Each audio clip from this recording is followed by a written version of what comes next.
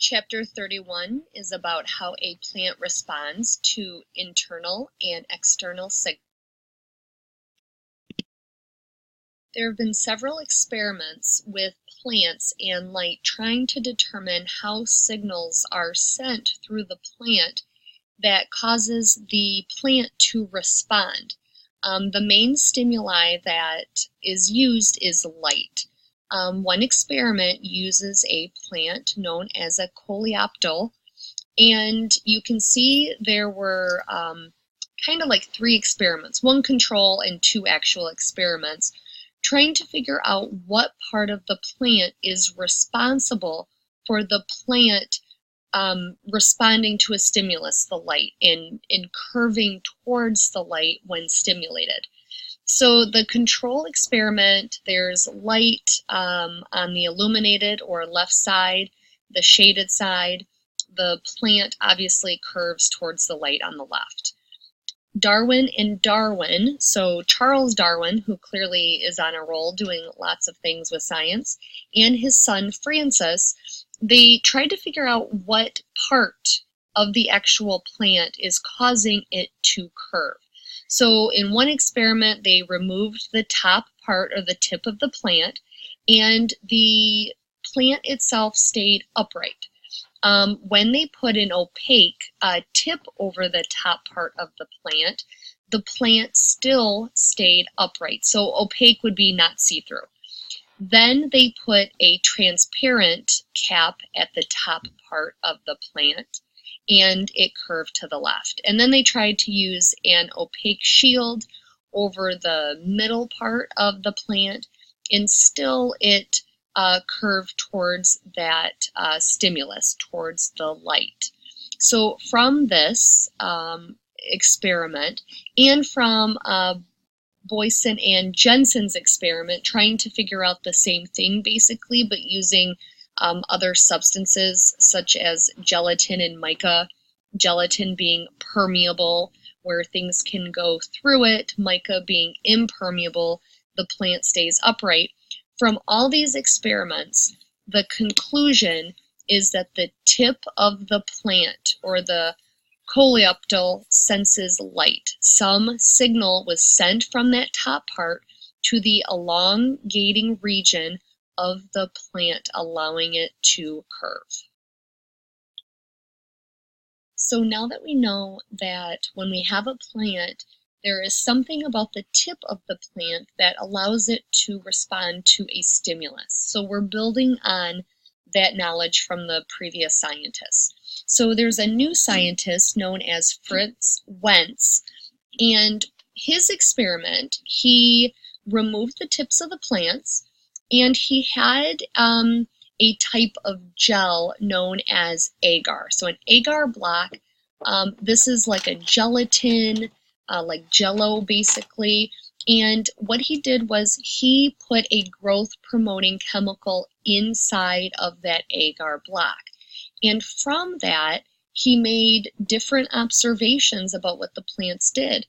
When he put just the agar with no chemical in it, obviously the plant didn't move. It didn't curve any sort of way. And in this case, there is no light. Okay, so he's using the chemical in place of that stimulus, that light stimulus. So when he put an agar block where the growth promoting hormone, or chemical I should say, is completely distributed completely evenly with every bit that was touching the plant below it, completely even, the plant stayed upright. Now when he put the agar block with the chemical that wasn't distributed evenly, so maybe the block that's touching that top part of the plant has a little bit more on the right versus the left. When there was an unevenness of that growth promoting chemical, it was at that time that the plant curved towards the left or the right, as you can see by the diagram. Now, what causes this? That's known as a chemical known as auxin, which is a chemical messenger that stimulates cell elongation. And it would be the same thing, that cells on a darker side of the plant elongate faster than cells on the brighter side. And please know with the unevenness that when the concentration is higher, that's where there's more of like a stretching or elongation. So that would be the equivalent of being on the dark side. So if you're on the dark part, you would have more of the chemical messenger, and you're stretching longer towards that stimulus. Okay, so it seems a little bit backwards here, but again, drawing a picture can be helpful. So think of, again, the elongation as stretching out, almost like you're reaching over your head, doing like a side bend. The part that you are stretching the furthest with your arm is elongating the most. You would be in the dark and you would have more of that stretching or chemical messenger, if that makes sense. Hopefully it does. The definition of what a hormone is it's a chemical messenger that coordinates different parts of a multicellular organism. So typically a hormone is made at one location and it is distributed or sent to other parts of that organism. So in plants, there are many, many, many different types of plant hormones. So I'm going to discuss just a handful. If you want to look at, I gotta look at the page number, page 642 in your book, it'll further summarize some of these hormones. So the first one I've already mentioned is auxin. And what this does is it stimulates cell elongation, so like a stretching, caused by phototropism, which I'll get into exactly what that is, even though the name sort of tells you what it is, and gravitropism, which that, again, sort of tells you what exactly that is. Auxin is in high concentrations of many types of herbicides. Another type is cytokinins or kinins. This is a type of hormone which is helpful in cell division, specifically cytokinesis and cell differentiation, making different types of cells for the organs of the plant. Another type, gibberellins, which is responsible also for stem elongation. And usually gibberellins work together with auxin, responsible for leaf growth, seed germination, flowering, and the fruit developing and growing. Another type, abscisic acid, better known as ABA, which I prefer to say that than the actual name. And this is different than the three that I just mentioned. So this hormone is going to slow down growth. It is helpful for closing the stomata during water stress on a plant. And how I learned it is this is a chemical that's responsible for seed dormancy. So again, you have these seeds, like the seeds that we use for the fast plants. I'm not exactly sure how old those seeds are, but the seeds were dormant. They were still alive, even though they were really old, thanks to ABA. And finally, something we've heard of, ethylene, which is given off by many types of fruit. So it helps to ripen the fruit, which is a form of positive feedback for the plant. Ethylene is also involved in apoptosis, shedding leaves, the death of annuals, plants that live their entire life in 1 year. Annuals, and this is something that was hard for me to keep straight between annuals and perennials. Try to think always of annuals. They have a 1 year lifespan. Annually, they will die, and they do not come back. And then perennials are the ones that actually come back. And then back to the last hormone, ethylene is also a response. Ethylene is given off when there's some sort of stress. So these hormones are good, but then they can be bad, basically depending on the concentration within the plant. So if you look at the plant where it says letter A, we have a dwarf plant or a typical plant, a small plant, versus the same plant, but this plant has really high stalks reaching upward. That's known as bolting. When gibberellin is in some plants, when it's in high concentrations, the plant gets crazy and the stem crazy elongates or stretches upright, which isn't a good thing. Plants that bolt usually are on their way out when you see that, and it's from too much gibberellin. Now, in another plant, though, so when you see letter B on the right, grapes. So when grapes are sprayed with gibberellin, the fruits are affected and the fruits are stimulated to be larger, which is really good for farmers who are growing grapes. So on the left, in that picture, the grapes are very small. They were not treated with gibberellin, but then on the right, they were sprayed with that chemical or that hormone, and the fruits were growing larger. So it can be kind of hurtful depending on the plant, or it can be helpful.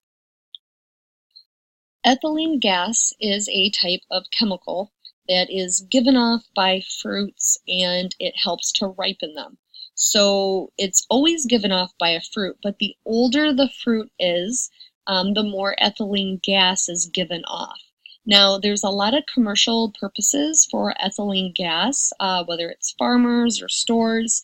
A lot of the fruits that have to get to the grocery store, they are pulled from the plant in a not really edible state. So if you look at the picture of the tomatoes, unless you're specifically looking for green tomatoes, you wouldn't necessarily want those. So to the basic consumer, those would be unedible. Same with bananas. They're pulled from the tree when they're green. Some people like them, but again, most people like yellow bananas. Excuse me. So with these plants that they have a long way to get to us on the at the grocery store, they are pulled when they're not ripe. So they can be treated with ethylene gas to help ripen them to make them store ready by the time they get to the store. Now, a couple side notes about the ethylene gas and why it would be helpful for the plant itself. Like, what is the evolutionary purpose of it? Why is this chemical so important?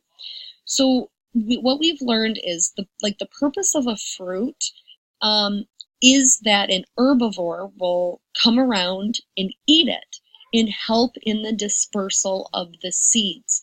So many times the seed is not digestible. An organism eats the apple, eats the banana, eats the tomato, and seeds don't get digested. So then the seed somewhere out in the wilderness, it gets defecated or pooped out, and that would increase the likelihood of survival of that plant, basically, or its offspring, I should say. Excuse me.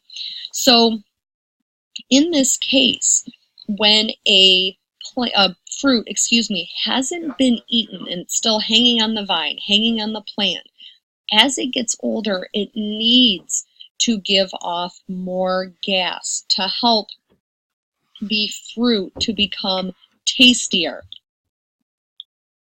So if that fruit hasn't been eaten, the odds need to go up, and a better tasting fruit, more ripe with more ethylene gas, will be better. And then as a side note, in your kitchen, if you ever have something that's not ripe, whether it be a peach, a tomato, an avocado, often you buy those at the store and they're really hard, they're not even edible at all. You can put them in a brown paper bag with an apple, which apples give off a lot of ethylene. And in a day or two, your avocado, your peach, whatever it is, your tomato, it will be ripe and you will be able to eat it. And it's important to note that not all fruits give off the same amount of ethylene gas. The apple is one of the higher ones. So if you store your apples next to your bananas in your kitchen right now, get the bananas away from the apples, because the amount of ethylene gas that's given off will turn those bananas brown really, really quick. There are different types of plant movement. The general term is known as tropism, which is a growth response that is typically very slow. So tropism is, again, a growth response to some type of stimuli. And again, it's going to cause movement in the plant. So one type that I mentioned earlier, I don't know if I give it a name or not, is phototropism.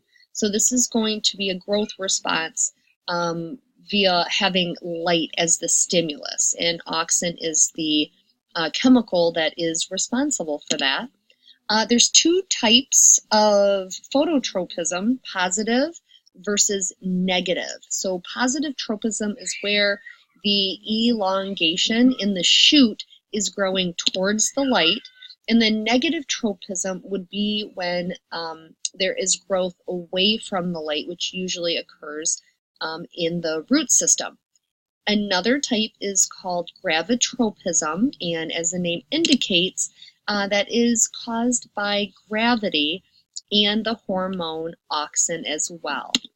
Thigmotropism is a type of response, a growth response to actual touch. And with plant movement, there's something known as turgor movement. And this allows the plant to make rapid, quick, and reversible responses to some type of stimulus.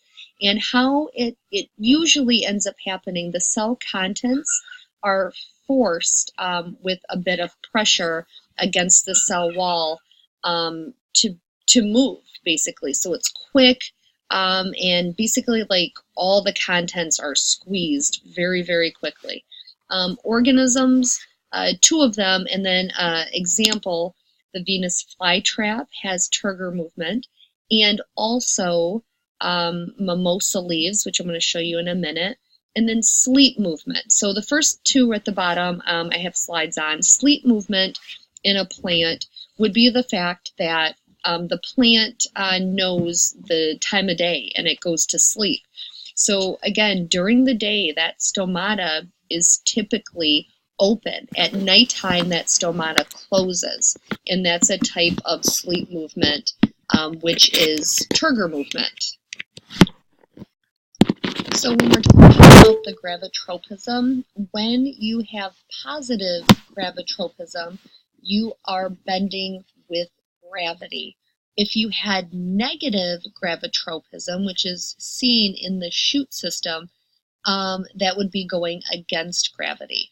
So an example of positive gravitropism is when you have these dense cellular components known as statoliths, which typically are carbohydrate, sugar, cellulose molecules, and they build up in one part of the plant, making it really dense, and then from that there's an elongation going with gravity. So that's a very basic example of positive gravitropism.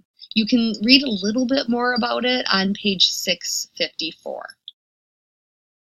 Another example of thigmotropism, other than the Venus flytrap, which we are all very familiar with, would be the mimosa plant. So what thigmotropism again is, it's rapid turgor movement by touch. So that's a mechanical stress.